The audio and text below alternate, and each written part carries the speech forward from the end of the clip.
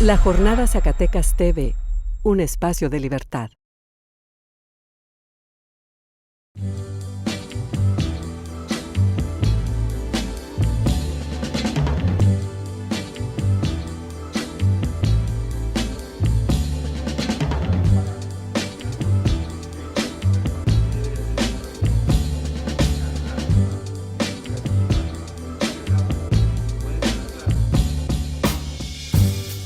Esta semana hay cosas interesantes. El lunes publicamos a 8 columnas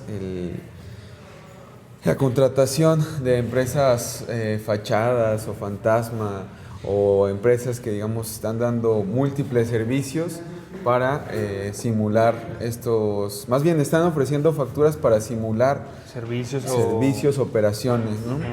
3 empresas principalmente, las que localizamos, las que documentamos, y hay más de 9 millones de pesos que entre 2014 y el primer trimestre de 2015 el Congreso del Estado, la legislatura, facturó simulando, porque no pudieron comprobarlo, estas operaciones desde ventas de globos, compra de globos, asesorías legales, fiscales, legislativas, compra de tóner de impresora, en fin, un abanico amplio de oferta que tienen estas 3 empresas que, por cierto, 2 tienen el mismo domicilio fiscal aquí en Zacatecas, su sucursal, un local sin logotipos, sin absolutamente nada que identifique, pues, que ahí hay una empresa que rinde ciertos servicios, ¿no? Que ofrece ciertos servicios.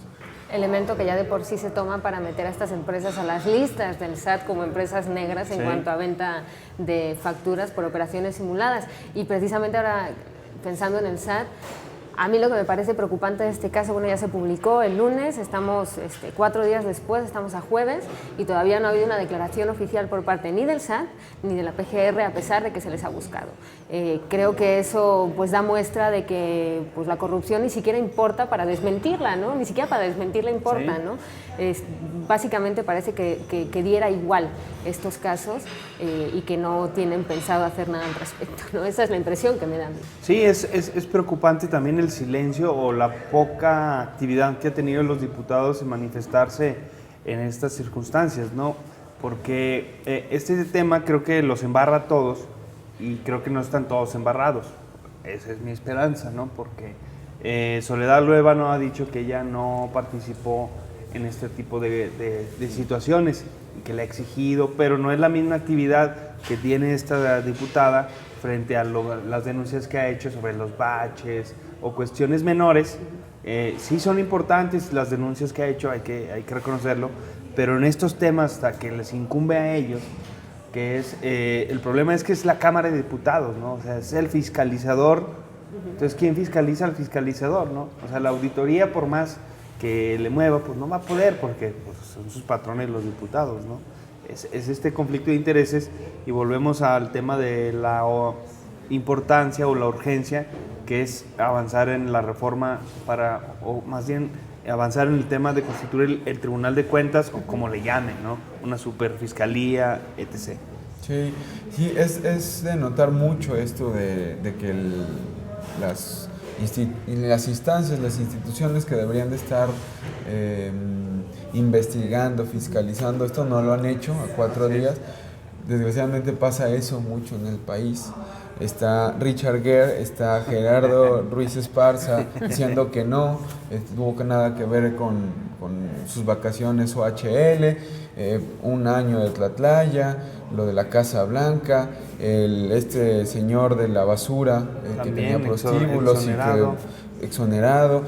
Y lo interesante de esto es que, o lo preocupante y que interesa para discutir, es que la oposición no está tan bien. Ahorita mencionabas a Soledad, pero bueno, estos destapes, estas revelaciones de evasión fiscal, de corrupción, de asesinatos, digamos, fuera de la ley, fuera de del extrajudiciales, como los califican, no los está retomando la oposición. También eso es preocupante. No hay una oposición que de verdad esté machacando eso y que socialice y que digan, miren, esto no puede estar pasando en el país, no puede estar pasando ya esto en el país, ¿no? Y esa oposición, digo, no hace falta irte al plano nacional, lo tenemos en el Estado, y los ejemplos de inacción de las autoridades y también de posicionamiento firme de la oposición también están en el Estado, porque aparte de este caso, hay que recordar que hace aproximadamente, casi 3 meses, se publicó el caso de presunta falsificación de documentos oficiales de la exsecretaria con el secretario de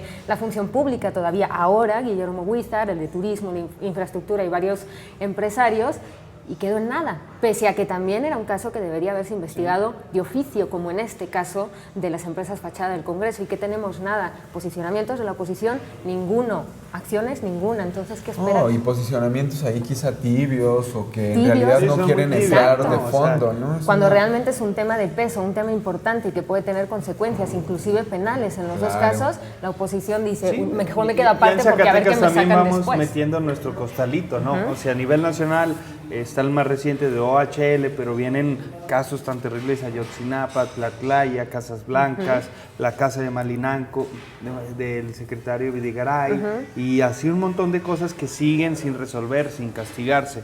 Este secretario de la Función Pública, un títere de Videgaray.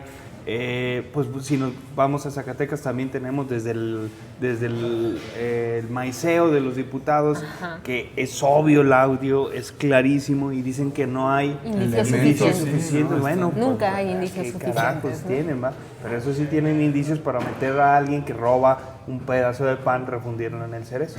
Eso sí tienen, ¿no?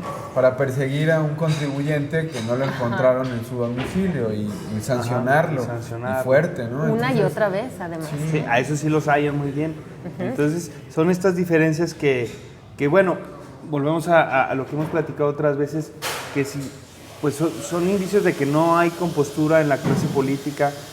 A mí no me gusta generalizar, pero yo le llamaría a esa clase política, a esos políticos que son honestos, que los existe, pues que levanten la mano, ¿no? Que es ahorita cuando se requiere ese tipo de políticos, que levanten la mano, que no dejen el tema de la corrupción, que es el principal que está carcomiendo a nuestro país, a nuestro estado. Y por otro lado, pues también hacer una preocupación a la academia y a la sociedad civil, que están fuera de esta ecuación de fiscalizar, porque también esto sucede porque no hay presión, ¿verdad? Es un tema que a lo mejor la corrupción está tan enraizada o ya es un aceite, ¿no?, para que pueda funcionar la vida cotidiana de los mexicanos e institucional, que es preocupante, ¿no? Y yo creo que para allá vamos en el sentido de las circunstancias de Grecia, ¿no? Que en su reciente visita de Alexis Tsipras al Parlamento Europeo, lo que dijo es que la situación de Grecia también corresponde al dispendio y a la corrupción de gobiernos anteriores que usaron los recursos de los fondos. En primera hay que tener claro que la mayoría de los fondos de rescate que el fondo y toda la troika le ha dado a Grecia se han destinado para pagar deuda. Sí. ¿No? Casi el 50%, poquito más, poquito menos.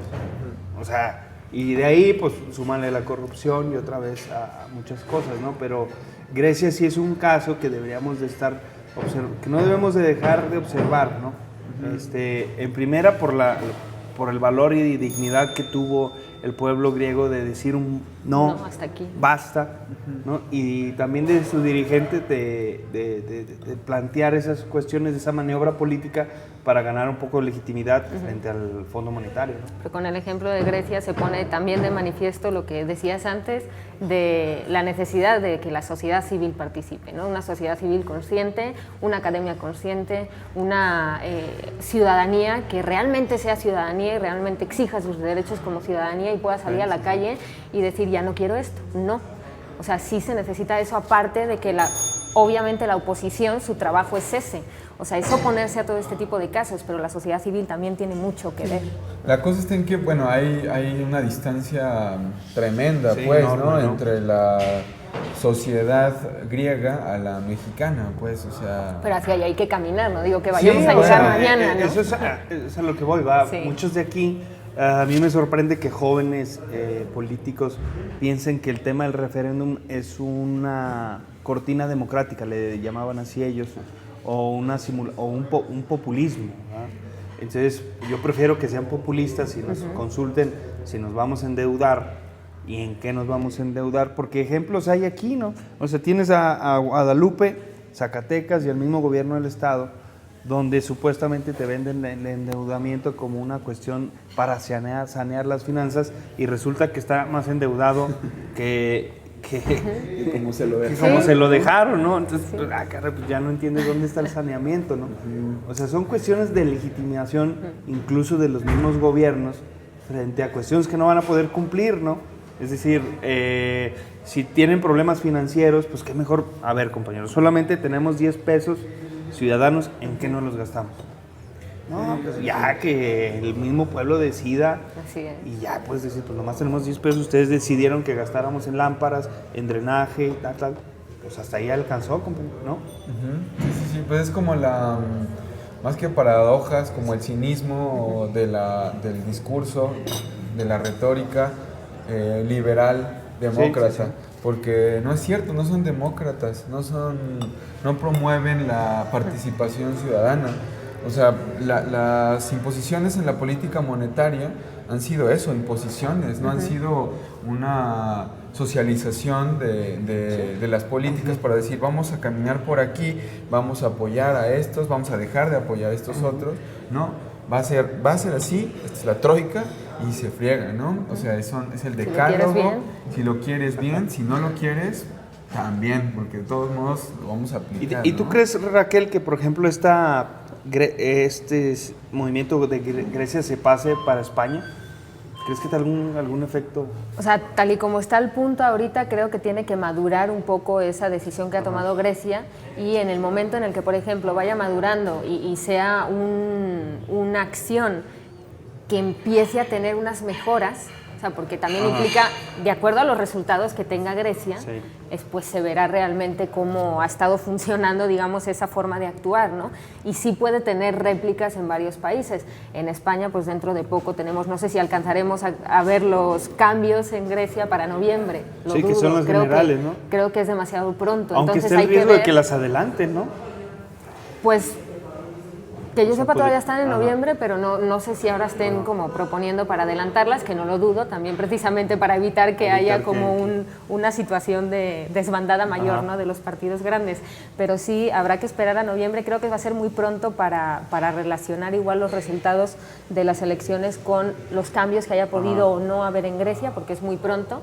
Pero sí, efectivamente puede llevar o puede conllevar un efecto en cadena, ¿no?, en algunos de los países, los PICs, ¿no?, que ¿cómo no? les darían. Pues sí, como desde ahí que les llamen PICs, Los es PICs. una cosa terrible, ¿no? Exacto. Sí, los puercos de Europa, que son los atrasados, ¿no? Grecia, Portugal, Irlanda y España. Sí, pues es una semana muy interesante, pues por este significado de Grecia, que es un país muy chico, pero que está revolucionando y está trastocando toda la estructura del actual sistema, ¿no? Es el pueblo que dice que no, contra unas medidas impopulares y que están demostradas que no funcionan, ¿no?